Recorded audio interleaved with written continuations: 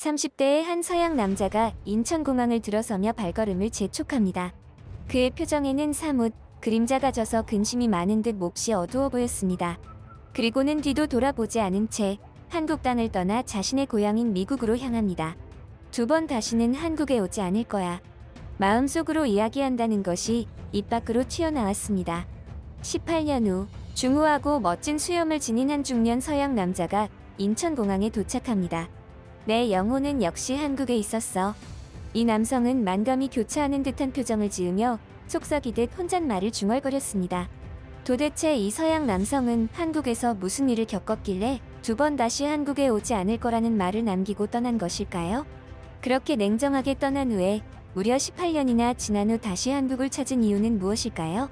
최근 미국의 한 커뮤니티에서 미국인 사업가 겸 DJ 출신 쉘튼의 한국 관련 게시글이 큰 화제가 되고 있습니다.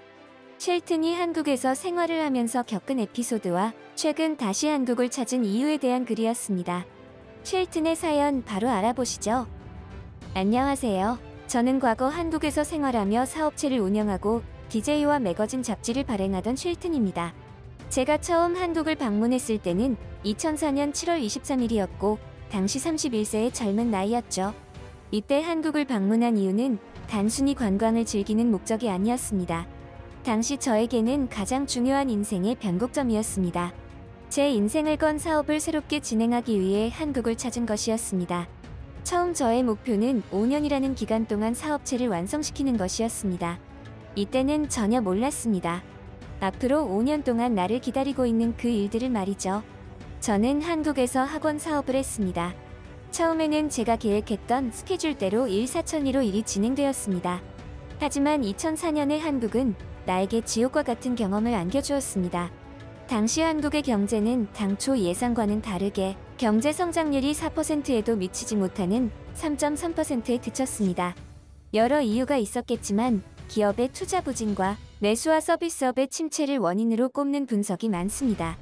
투자가 부진하다 보니 자연스럽게 소비의 부진으로 심리적, 체감적 경기 악화는 심각했습니다. 그렇다고 이미 벌려놓은 사업체를 지금 멈추게 되면 그 손해는 오롯이 제가 감당하여 내 인생을 투자한 모든 것이 송두리째 날아갈 판이었죠. 그래서 멈출 수 없었습니다. 밑빠진 독에 물이라도 부어야 했습니다. 저는 파트타임 일을 병행하며 사업을 유지했습니다. 그러면서 한국에서 DJ라는 직업을 하기도 했습니다. 사람들이 모여있는 특정 장소에서 전자장비를 이용해 음악을 선곡하고 틀어주는 일을 주로 했었는데요. 사람들이 즐거워할 때 신나는 음악을 틀어줘서 흥을 돋궈주거나 조용하게 담소를 나누고 싶어 할 때는 진정되는 음악을 깔아주기도 했죠. 한국 사람들은 흥이 매우 많은 민족이었습니다. 다른 사람들 앞에서 노래를 부르는 것을 부끄러워하는 미국 문화권에서 자란 저에게는 한국의 노래방 문화는 충격이었습니다. 한국의 노래방은 제가 살면서 그 어느 곳에서도 보지 못했던 특유의 풍경과 분위기가 있었습니다. 가수가 아닌 사람들도 노래방에 가서 노래를 부르곤 했고 심지어 노래를 잘 부르는 사람들도 많았죠. 사실 사업을 진행하면서 한국에 대해 알게 된 것보다 다른 파트타임 일을 할 때 알게 된 것들이 훨씬 더 많았습니다. 파트타임 일을 하게 된 것이 오히려 한국의 매력을 더 많이 알게 해줘서 고마울 정도였죠. 저는 한국에서 먹은 음식 중에 갈비와 김치 그리고 소주를 먹는 것을 매우 좋아했습니다. 사업에 어려움을 겪어 힘든 상황에서 버틸 수 있었던 이유도 이 음식들이 나를 위로해줬고 낙이 되어 주었기 때문입니다. 그럼에도 불구하고 나의 사업은 결국 위기에 처해졌습니다. 도저히 회복이 불가능한 사태에 이르렀고 더 버티다가는 아예 빈손으로 돌아가야 할 처지라 고민 끝에 사업체를 정리했습니다. 그리고 며칠 후 저는 모든 것을 뒤로한 채 한국을 떠나 미국 버지니아주 리치먼드로 돌아가야 했습니다.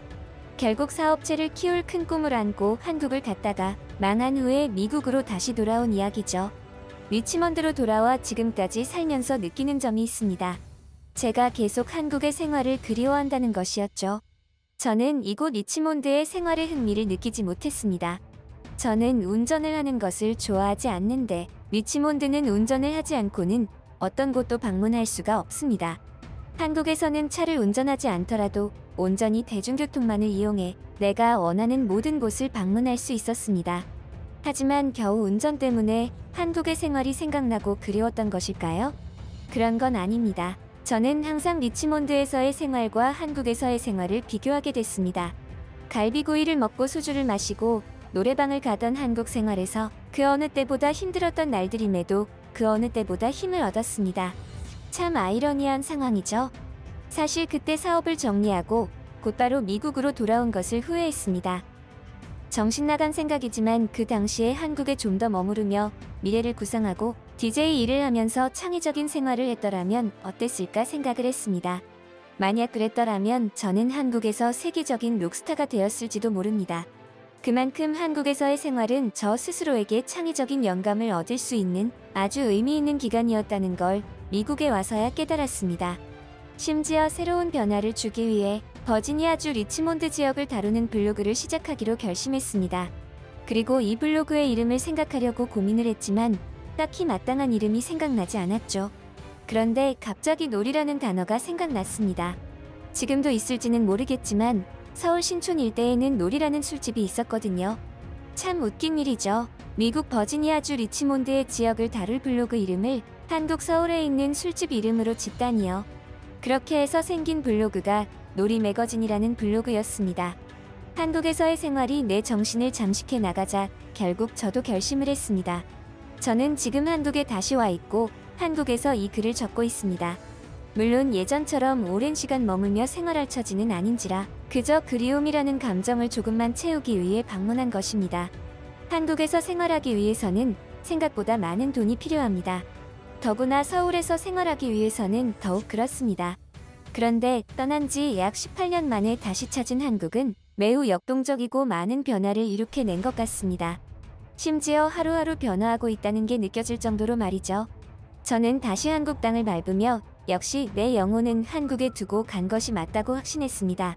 가슴이 쿵쾅거리고 몸이 으슬으슬한 것이 꿈에 그리던 여인을 만난 기분 같았거든요. 지금 당장은 무리겠지만 언젠가 꼭 이루고 싶은 꿈이 생겼습니다. 젊었을 때는 예쁜 한국 여자와 한국에서 정착하여 한국계 미국인 아이들을 낳고 행복하게 사는 것이 제 꿈이었다면 지금은 그저 제 남은 여생을 한국에서 한국적인 하루하루를 누리며 살아가는 것입니다. 물론 갈비를 뜯으며 소주도 마실 생각입니다. 제 낙이니까요. 이 꿈을 이루기 위해 열심히 돈을 모으고 있고 또 하루하루 열심히 생활해 나가고 있습니다. 하지만 꿈이 실현될 가능성이 높아 보이진 않습니다. 그저 이렇게 한 번씩이라도 한국을 방문해 묵은 그리움이라도 해소할 수 있다면 행복할 것 같습니다. 한국은 나의 영혼과 추억이 깃든 공간이 되었습니다.